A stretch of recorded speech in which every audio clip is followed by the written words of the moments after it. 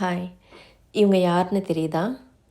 தெரிஞ்சுக்க வாய்ப்பில்ல. ஏன்னா, நாங்க கேமராக்கு முன்னாடி நடிக்கிறோம். நடிகைன்றீங்க, செலிபிரிட்டி சொல்வீங்க, ஸ்டாருன்னு சொல்வீங்க. நெறைய விஷயங்கள் தலைக்கு உச்சத்தில வச்சு நீங்க கொண்டாடுறீங்க.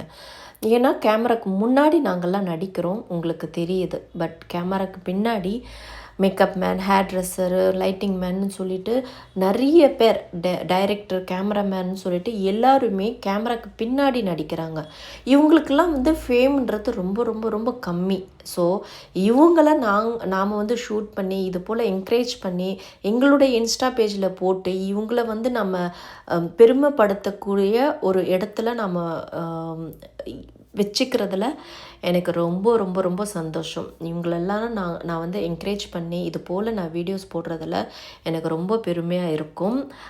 ரொம்ப தேங்க்யூ ஸோ மச். ரொம்ப நல்லா ஹேண்டில் பண்ணாங்க. ரொம்ப அழகாக எனக்கு இந்த ஹேர் ட்ரெஸ் பண்ணாங்க. என்னோடய ஃபேஸ்க்கு எப்படி வேணும் அப்படின்னு நான் வலிச்சு வார மாட்டேன்.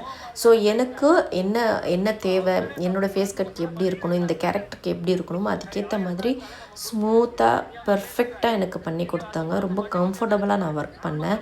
Thank you so much Sathya.